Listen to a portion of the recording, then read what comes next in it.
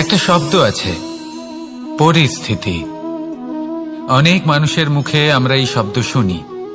জীবনে যখন অসফল হই, দুঃখ আসে, সংকট আসে, কোনো বিপদ ঘনিয়ে আসে, তখন সমস্ত দোষ আমরা পরিস্থিতির ওপর চাপিয়ে দিই। আর দেখতে গেলে কোথাও না কোথাও ঠিকই করি। এই পরিস্থিতি প্রত্যেক দিনের মতো পাল্টাতে থাকে, কিন্তু এই দিন, এই রাত, এমন কেউ আছেন যিনি এর ওপরেও নিয়ন্ত্রণ সাধন করেন, আর তিনি হলেন সূর্য। ঠিক সেই রকমই আমাদের জীবনেও সূর্য হলো এই মন। যদি এই মনের উপর আমরা নিয়ন্ত্রণ করতে পারি, তাহলে আমরা জীবনকেও নিয়ন্ত্রণ করতে পারব। প্রথমে এই মনের রাজা হয়ে উঠতে হবে। তাই মনে রাখবেন, যদি মন দুর্বল হয়, তাহলে পরিস্থিতি আমাদের সমস্যা বলে মনে হবে। এই মন যদি স্থির হয়, পরিস্থিতি প্রতিস্পর্ধা বলে মনে হবে। আর এই মন যদি শক্তিশালী হয়ে ওঠে, তাহলে যে কোনো পরিস্থিতি আপনার কাছে একটা সুযোগ মাত্র। এমন এক সুযোগ যাতে অগ্রসর হয়ে আপনি মহান হয়ে উঠতে পারেন। এই মনের শক্তির বৃদ্ধি ঘটান, মহান হয়ে উঠুন, আর আমার সাথে ভালোবেসে বলুন, রাধা রাধা। খুব সুন্দর একটা কাহিনী আছে। একবার এক ব্যক্তি নিজের অসফলতার জন্য ত্রস্ত হয়ে সময় দেবতার তপস্যা করতে বসলেন। উনি তপস্যা করলেন এবং সময় দেবতা প্রসন্ন হলেন। মানুষের রূপ ধারণ করে ওনার সামনে প্রকট হলেন। এবার সেই ব্যক্তি ওনাকে জিজ্ঞেস করলেন যে কি এমন আছে যার জন্য আপনি বারবার জয়ী হন আর আমি চিরকাল পরাজিত হয়ে থাকি? কেন এত পরিশ্রম করা সত্ত্বেও আমি সাফল্য লাভ করতে পারি না? তখন সময় দেবতা উত্তর দিলেন যে দিন হোক বা রাত, ঝড় হোক বা ভূমিকম্প, রোদ হোক বা বৃষ্টি হোক, সময়ের সূত্রপাত হোক বা প্রলয়, আমি থামি না, আমি চলতেই থাকি। আর সেই জন্য যিনি থেমে যান তিনি পরাজিত হন আর আমি জয়ী হই। এটাই আমাদের শিখতে হবে। জীবনে সবসময় চলতে থাকুন, কখনো থামবেন না। হ্যাঁ, কিছুক্ষণের জন্য বিরতি নিতে পারেন, বিশ্রাম করার জন্য, নিজেকে আরো সশক্ত করে তোলার জন্য, কিন্তু থেমে যাবেন না। নিরন্তর কর্ম করতে থাকুন, পরিশ্রম করতে থাকুন, তবেই এই সংসার আপনাকে মনে রাখবে। আসুন আমার সাথে ভালোবেসে বলুন, রাধা রাধা। আমাদের জীবনে গুরুজনেরা, জ্ঞানী মানুষজন সবসময় একটা কথা বলেন, ধৈর্য ধরো। শুধুমাত্র দুটো শব্দ, কিন্তু কতটা বিশাল সেটা বোঝার চেষ্টা করুন। ছোট একটা অস্ত্র হাতে নিন এবং একটা বিশাল পর্বতে নিরন্তর প্রহার করতে থাকুন, ধৈর্য ধরে সেই কাজ করতে থাকুন। এমন একদিন আসবে, এই বিশাল পর্বতে আপনি একটা পথ তৈরি করবেন। কোনো ধনুর্ধর যখন নিজের বিদ্যা অর্জন করেন, তখন তাকেও ধৈর্য ধরতে হয়, তার নিজেকে সময় দিতে হয়, তবেই সে ধনুর্বিদ্যা শিখতে পারে। সেইভাবে আমাদের জীবনেও ধৈর্য ধরার খুব প্রয়োজন। পরিবারে ধৈর্য রাখতে পারলে তাহলে আস্তে আস্তে দেখবেন প্রেম বৃদ্ধি পাচ্ছে। সমাজে যদি ধৈর্য রাখতে পারেন, তাহলে আস্তে আস্তে এই সমাজ আপনাকে সম্মান করবে। যদি নিজের জীবনে ধৈর্য রাখতে পারেন, তাহলে নিজে থেকেই আত্মবিশ্বাস বাড়বে, নিজের বিকাশ হবে। জীবনে সবই সম্ভব যদি ধৈর্য রাখতে পারেন। হয়তো আস্তে আস্তে হবে, কিন্তু হবে অবশ্যই। শুধু ধৈর্য রাখুন, কারণ ধৈর্যই সবথেকে বড় পুঁজি। আসুন আর আমার সাথে ভালোবেসে বলুন, রাধা রাধা। আমাদের জীবনে যখনই আমরা কোনো বড় দায়িত্বের সম্মুখীন হই, তখন আমরা তার থেকে দূরে পালাই, আর এই অজুহাত দিই যে না না, এত বেশি ভার বহন করার যোগ্যতা আমার নেই, আমি করতেই পারবো না। দেখুন, এই সংসারে ভিন্ন ভিন্ন ধরনের গাছ আছে, ছোট গাছ, বড় গাছ, কিন্তু বটগাছের মতো বড় এবং নিবিড় গাছ আর একটাও নেই। সে নিঃস্বার্থভাবে এই সংসারকে সেবা করে যায়, ছায়া প্রদান করে, শীতলতা প্রদান করে। আর যখন এমন সময় আসে যখন তার ওপর বোঝা অত্যন্ত বেড়ে যায়, সে কিন্তু কোনোভাবেই ভেঙে পড়ে না। তখন সে নিজের নিঃস্বার্থ কর্মের ফল লাভ করে, সেই নিঃস্বার্থ কর্ম যা সে করেছে। তার দেহ থেকে ছোট ছোট ঝুড়ি বার হয় এবং তা কাণ্ডের আকার ধারণ করে। সেই কাণ্ড মাটির কাছে পৌঁছয় এবং তারপর তা বটগাছের সহায়ক হয়ে ওঠে। সে ভেঙে পড়ে যায় না। এইভাবে আপনিও জীবনে নিঃস্বার্থভাবে সবার সেবা করুন, ভালোবাসুন, সবাইকে সাহায্য করুন। যেদিন আপনার ওপর বোঝা অত্যন্ত বেড়ে যাবে, সেদিন এই সব মানুষ আপনাকে সাহায্য করার জন্য আসবেন, আপনার শক্তি হয়ে উঠবেন, আর আপনি বটগাছের মতোই মহান এবং বিশাল হয়ে উঠবেন। আসুন আর আমার সাথে ভালোবেসে বলুন, রাধা রাধা। মানুষ তার জীবনে দুই ধরনের পরিস্থিতিকে খুব ভয় পায়। এক, কোনো কারণবশত কারোর সামনে নত হওয়া। দুই, কোনো কারণে নিজের চরিত্র থেকে, নিজের মূল্যবোধ থেকে বিচ্যুত হওয়া। এবার কেন হয় এরকম যে কথায় কথায় কারোর সামনে নত হতে হয়? কেন বারংবার নিজের চরিত্র থেকে চ্যুত হতে হয়? এরকম কেন হয়? এটা তখনই হয় যখন আমাদের শিক্ষা এবং মূল্যবোধের অভাব থাকে। যদি মানুষের মধ্যে প্রকৃত শিক্ষা থাকে, তাহলে এই সংসারে কোনো সময় এবং কারোর সামনেই নত হওয়ার কোনো প্রয়োজন নেই। যদি মানুষের মধ্যে মূল্যবোধ থাকে, তাহলে তাকে নিজের মূল্যবোধ বা চরিত্র থেকে বিচ্যুত হতে হয় না, তা সে যাই হয়ে যাক না কেন। কোনো বালককে যদি জন্ম থেকেই সুশিক্ষার অধিকারী করা হয়, শিক্ষিত করা হয়, মূল্যবোধের অধিকারী করা হয়, তবে সে এই সংসারে এমন কর্ম করবে যাতে সে নিজেকে, নিজের পরিবারকে, সমগ্র সমাজকে গর্বিত করতে পারে। শিক্ষা লাভ করুন, মূল্যবোধ লাভ করুন এবং আমার সাথে ভালোবেসে বলুন, রাধা রাধা। আমাদের সকলের জীবনে একটা লক্ষ্য থাকে যেটা আমরা লাভ করতে চাই। ঠিক যেন একটা প্রতিস্পর্ধা বিদ্যমান যে কে সব থেকে আগে নিজের লক্ষ্যে পৌঁছতে পারবে। আর সেই জন্য আমরা সকলেই খুব তাড়াতাড়ি এগোতে চেষ্টা করি, বড় এবং দীর্ঘ পদক্ষেপ ফেলি যাতে তাড়াতাড়ি নিজের লক্ষ্যে পৌঁছতে পারি। কিন্তু এক অত্যন্ত গুরুত্বপূর্ণ বিষয় আছে, সবসময় লক্ষ্য সামনে থাকবে না, কখনো কখনো তা খুঁজতে হয়। এই যাত্রা খুব কঠিন হতে পারে, আর ঠিক এই কারণেই সবসময় দ্রুত গতিতে চলা বা তাড়াতাড়ি পথে চলা সেটা আবশ্যক নয়। তার থেকেও বেশি গুরুত্বপূর্ণ হলো ভেবেচিন্তে তারপর পথ চলা। যদি ভেবেচিন্তে পদক্ষেপ ফেলেন, চলতে পারেন, তাহলে সেটাই সর্বশ্রেষ্ঠ পদক্ষেপ। কখন কোন দিকে যেতে হবে, কখন কোথায় দিক পাল্টানো যাবে না, কখন গতি বেশি রাখতে হবে, কখন কম, কখন থামবো, কখন চলবো, এই সব কিছুর বিষয়ে জ্ঞান অত্যন্ত গুরুত্বপূর্ণ এবং ভেবে চিন্তে চলতেই হবে। সেই জন্য শুধু তীব্র গতিতে সামনে এগোলে চলবে না, ভাবনা চিন্তা করে এগোতে হবে। আসুন আমার সাথে ভালোবেসে বলুন, রাধা রাধা। কখনো কোনো প্রজাপতিকে উড়তে দেখেছেন? কি সুন্দর উড়ে বেড়ায় সে, এক ফুল থেকে অন্য ফুলে, এক পাতা থেকে অন্য পাতার ওপর। কিন্তু সে কিভাবে উড়তে শেখে কখনো ভেবেছেন? জন্ম থেকেই কিন্তু প্রজাপতির ডানা থাকে না, ও কিন্তু ছোট্ট একটা ডিমের আকারে জন্ম লাভ করে। তারপর সেই ডিমটি ভেঙে একটি কীট বাইরে আসে। আস্তে আস্তে সে বড় হয়, ওর শক্তি বৃদ্ধি পায়। তারপর সে সেই কীট দশা ত্যাগ করে নিজের ডানাগুলি মেলে। এই প্রক্রিয়া তার কাছে সরল নয়, অত্যন্ত যন্ত্রণাদায়ক প্রক্রিয়া, কিন্তু সে সেই যন্ত্রণা মেনে নেয়। আর তারপর আস্তে আস্তে সে উড়তে শেখে। শুধুমাত্র আকাশে উড়ে বেড়ায় তা নয়, আমাদের মনের মাঝে উড়ে বেড়ায়।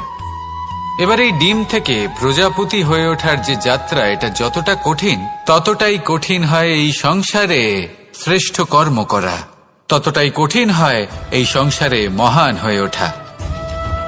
সেই জন্য প্রয়োজনীয় প্রচেষ্টা এবং সময়। নিরন্তর প্রচেষ্টা করতে থাকুন, পর্যাপ্ত সময় নিন এবং আপনি নিজেকে এই আকাশে উড়ন্ত অবস্থায় পাবেন। আসুন আমার সাথে ভালোবেসে বলুন, রাধা রাধা। পায়েস হলো আমার বিশেষ প্রিয়। এর মধুর স্বাদ মনকে প্রফুল্ল করে তোলে। ছোটবেলায় মা আমার জন্য পায়েস বানাতেন এবং আমাকে বলতেন যে গরম থাকতে থাকতে খেয়ে নে কানাই, ঠান্ডা হয়ে গেলে ভালো লাগবে না। কিন্তু আমিও দুষ্টু ছিলাম, ঠান্ডা হওয়া পর্যন্ত অপেক্ষা করতাম, আর ঠান্ডা হয়ে যাওয়ার পরে মার কাছে যেতাম আর ওনাকে বলতাম যে মা, পায়েস তো ঠান্ডা হয়ে গেছে, এটা গরম করে দিন। তখন মা হাসতেন আর বলতেন যে পায়েস না হয় আমি আবার গরম করে দেব কানাই, কিন্তু এর মধুর স্বাদ, সেই মিষ্টত্ব, সেই সুবাস, সেটা আবার ফিরে আসবে না। কথাটা সত্যি। আর এই সত্যটাই আমাদেরও জীবনের সত্য। আমাদের জীবনের মধুর সম্পর্কগুলি, এতে যখন কটুভাব প্রবেশ করে তখন সেই মিষ্টত্ব ফিরিয়ে আনা প্রায় অসম্ভব ব্যাপার হয়ে যায়। আপনি চেষ্টা করে সেই সম্পর্ক ঠিক করতেই পারবেন, তার জন্য অগাধ পরিশ্রম করতে হবে, কিন্তু আবার সেই মিষ্টত্ব কখনো ফিরে আসবে না। সেই জন্য আপনার জীবনের যে মধুর সম্পর্ক আছে, যতটা সম্ভব চেষ্টা করুন তাতে মিষ্টত্ব বজায় রাখতে। কটুভাব আসতে দেবেন না। আসুন আর আমার সাথে মধুর স্বরে বলুন, রাধা রাধা। শব্দ, শব্দ আসলে কি? শুধুই কয়েকটি অক্ষরের সমষ্টি, নাকি আমাদের বাণী? এই শব্দ এমন এক শক্তি যা কাউকেই নিজের বশবর্তী করে ফেলতে পারে। শব্দ এমন এক অস্ত্র যা কাউকে ক্ষত বিক্ষত করে দিতে পারে। এই শব্দ হলো একটি নাদ স্বরূপ, যা কোনো ঘুমন্ত ব্যক্তিকেও জাগিয়ে তুলতে পারে এবং নিজের লক্ষ্যের দিকে অগ্রসর করতে পারে। শব্দে এত শক্তি আছে যে কারোর মনে এতটা আঘাত দিতে পারে যে সে হয়তো জীবনে আর কখনো এগোতেই পারল না। তাহলে এই শব্দের প্রয়োগ খুব ভেবে চিন্তে করবেন। এবং এই শব্দের মতোই হলো নীরবতা। অনেক সময় এই নীরবতা আমাদের সহায়ক হয়ে ওঠে, অনেক সময় এটা আমাদের অনুশোচনাকে অনেক বেশি বাড়িয়ে তুলতে পারে। ভীষ্ম পিতামহ, অঙ্গরাজ কর্ণ, যখন দ্রৌপদীর বস্ত্রহরণ হচ্ছিল তখন এনারা নীরব ছিলেন। দুর্যোধনের বিরোধিতা করেননি, ওকে বাধা দেননি। আর তারপর কি হলো সেটা আপনারা সকলে জানেন। দেখতে গেলে নীরবতা চুপ করে থাকা, কিন্তু যদি কোনো দুষ্টের সামনে চুপ করে থাকেন, যদি তার বিরোধিতা না করতে পারেন, তাহলে এই নীরবতাই অনেক বড় পাপের আকার ধারণ করে। মনে রাখবেন আর আমার সাথে ভালোবেসে বলবেন, রাধা রাধা। আভূষণ, কার না ভালো লাগে এই আভূষণ?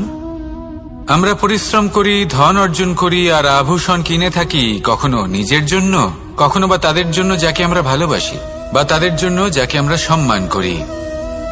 হয়তো সেই জন্যই সীতা চূড়ামণি ধারণ করেছিলেন এবং আমি সামন্তকমণি। কিন্তু এটাই কি সেই প্রকৃত আভূষণ যা আপনার মূল্য বৃদ্ধি করে? না। শ্রীরামের আভূষণ হল ওনার নম্র ভদ্র ব্যবহার। মাতা সীতার আভূষণ হল ওনার সততা, ওনার নিষ্ঠা, ওনার ত্যাগ। অর্জুনের আভূষণ ছিল ওনার একাগ্রতা। রাধার আভূষণ ওনার প্রেম। এই আভূষণ কোথাও নেই, আপনার মনে আছে। যদি আপনার মনে মিষ্টতা থাকে, তা শান্ত হয়, তাতে সততা থাকে, নিষ্ঠা থাকে এবং প্রেম থাকে, তাহলে আপনার অন্য আর কোনো আভূষণের কোনো প্রয়োজন নেই। আপনি যতই ভিড়ের মাঝে থাকুন, আপনার ঔজ্জ্বল্য চোখে পড়বে। আসুন আর আমার সাথে ভালোবেসে বলুন, রাধা রাধা। এই সংসারের সবথেকে বড় সত্যি হলো জন্ম এবং মৃত্যু, কিন্তু আরো বড় একটা সত্য আছে, মিত্র এবং শত্রু, যা আমাদের সকলের জীবনে থাকে। মিত্র সে যে আমাদের সঙ্গ দেয় এবং সংসারের সবথেকে উঁচু শিখরে আমাদের নিয়ে যায়, এবং শত্রু সে যে যে কোনো মুহূর্তে যে কোনো শিখর থেকে আমাদের নিচে ফেলে দিতে পারে। এবার বিচিত্র ব্যাপার হলো এটাই যে আমরা নিজেরাই এদের সাথে নিয়ে চলি, নিজেরাই এদের পালন করি। তা কি করে? প্রথমে বুঝুন এই মিত্র এবং শত্রু কারা। আপনার নিজের মন, আর কেউ নয়। এই মনই হলো মিত্র। যখন তাতে ভারসাম্য বজায় থাকে, তা নিয়ন্ত্রিত থাকে, তা পবিত্র হয়। কিন্তু যদি এই মন অনিয়ন্ত্রিত হয়ে পড়ে, যদি আপনাকে সে নিয়ন্ত্রণ করতে শুরু করে, তখন সেই আপনার সবথেকে বড় শত্রু হয়। সেই জন্য এই মনের ওপর নিয়ন্ত্রণ রাখতে শিখুন, এতে ভারসাম্য বজায় রাখতে শিখুন।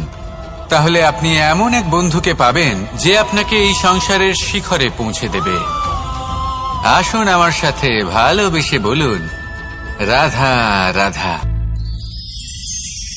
ঈশ্বর আসলে কে?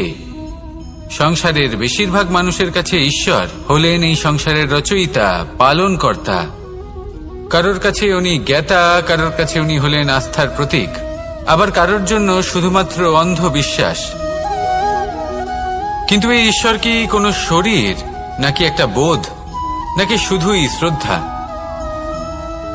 ঈশ্বর হলেন তিনি যিনি হলেন আপনার ইষ্ট। সেই জন্যই তো গুরু, মাতা, পিতা এনাদেরও ঈশ্বরই বলা হয়েছে। যাদেরকে আমরা ঈশ্বর বলে মনে করি, যারা আমাদের ইষ্ট, তারা আমাদের একটি পথ দেখান, একটি দিকে চালিত করেন। সেই পথে চলে আপনি শুভ কর্ম করতে পারেন। আর যখন কোনো ব্যক্তি তার ঈশ্বরের আদেশ পালন করেন, তখন সে নিজে থেকেই শুভ পথে অগ্রসর হয়ে যান। বেশ কয়েকজন মানুষ ঈশ্বরের ওপর আস্থা রাখেন এবং ভাবেন যে অনুচিত কোনো কাজ করা উচিত নয়, ঈশ্বর দেখছেন। ওনারা ভয় পান যে কোনো অনুচিত কর্ম করলে কে জানে তার পরিণাম কি হবে। এমন অনেক ব্যক্তি রয়েছেন যারা ঈশ্বরকে বিশ্বাস করেন এবং জানেন যে ঈশ্বর তাদেরকে দেখছেন। তাই যে যে শুভ কর্ম ওনারা করেছেন তার ফল তারা অবশ্যই পাবেন। এবার আপনি ভয় পেয়ে ঈশ্বরকে বিশ্বাস করবেন, নাকি বিশ্বাসের দ্বারা ঈশ্বরকে বিশ্বাস করবেন, সেই সিদ্ধান্ত আপনারই। কিন্তু হ্যাঁ, যদি আপনার মনে ঈশ্বরের জন্য কোনো স্থান থাকে, যদি আপনার কোনো ইষ্ট থাকেন, যদি আপনি কাউকে ঈশ্বর মনে করেন, যার প্রত্যেক আদেশ আপনি পালন করে থাকেন, তাহলে বলি, ঈশ্বর কখনো আপনাকে অনুচিত পথে চালিত করবেন না। আসুন আমার সাথে ভালোবেসে বলুন, রাধা রাধা। এই সংসারে ভিন্ন ভিন্ন ধরনের গাছ আছে, অসংখ্য ধরনের প্রজাতি আছে। কিছু গাছ পাতা দিয়ে থাকে, কিছু ফুল, কিছু ফল। কেউ ছায়া প্রদান করে, কেউ শীতলতা প্রদান করে, কেউ নিজেকে খুব কষ্ট দিয়ে এই সংসারের বিকাশে সহায়ক হয়ে ওঠে। কিন্তু এই সবার মধ্যে একটা বিষয় কিন্তু সমান, এরা প্রত্যেকেই পাতা ছাড়া, ফুল ছাড়া, ফল ছাড়া জীবিত থাকতেই পারে, কিন্তু কোনো বৃক্ষই শিকড় ছাড়া বেঁচে থাকতেই পারে না। এটাই হলো রাধার। ঠিক সেইভাবেই আমাদের জীবনে শক্তি হোক, ধন হোক বা সাফল্য হোক, আমাদের বা আমাদের পরিবারের প্রসন্নতাই হোক, এই সব কিছুর আধার হলো, সবকিছুর মূল হলো পরিশ্রম।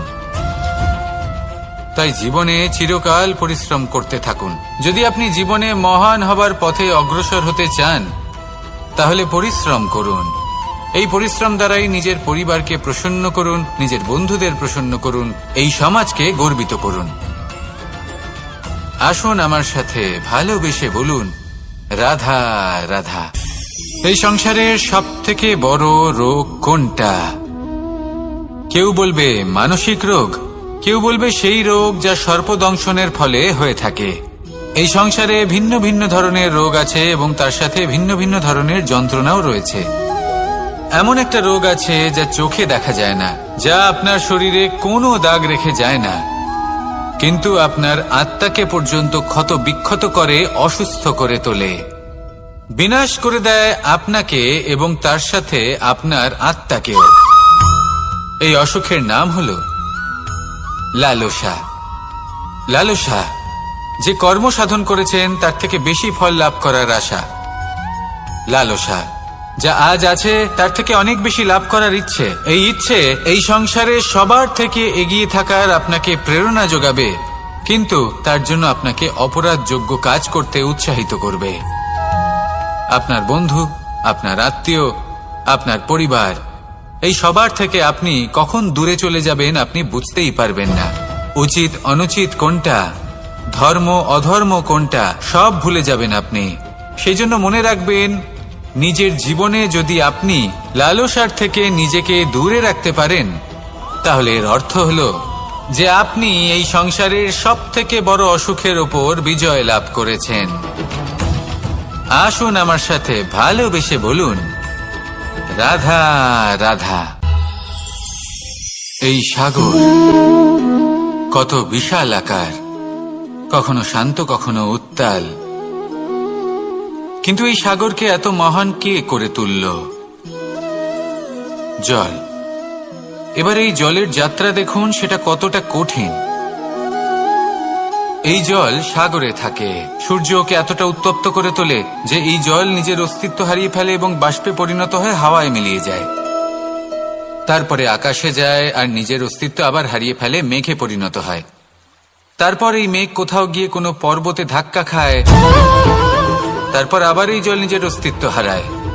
তারপরে বর্ষার রূপ ধারণ করে তা বর্ষিত হয়, বা কোনো পর্বতের চূড়ায় তার শিখরে বরফের রূপ ধারণ করে।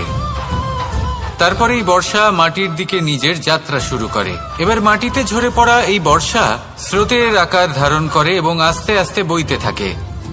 এই নদীর আকার ধারণ করে এবং নদী রূপে বইতে বইতে পাথরে ধাক্কা খায় বা কোনো পর্বতে ধাক্কা খায়, আর তারপর এই নদী এসে সাগরে সমাহিত হয়ে যায়। নদীর এই জল আবারও নিজের অস্তিত্ব হারিয়ে ফেলে, কিন্তু এইবার সেই জল নিজেই সাগরে পরিণত হয়। এটা আমাদের সকলের জন্য একটা শিক্ষা যে এই সংসারে জীবন এবং সময়ের হলো এক অনন্ত যাত্রা। এই সংসারে যা কিছু আছে তার সূত্রপাত কোথাও একটা হবেই। সেই জন্য মৃত্যু এবং সমাপ্তির চিন্তা ত্যাগ করে দিন, আর যে সূত্রপাত আপনি লাভ করছেন তার আনন্দ উপভোগ করুন। ভেবে দেখুন আপনি কিভাবে শ্রেষ্ঠ কর্ম করতে পারেন যাতে এই সংসার এবং এই সমাজ, এই দুইয়ের মঙ্গল সম্ভব। আসুন আমার সাথে ভালোবেসে বলুন, রাধা রাধা।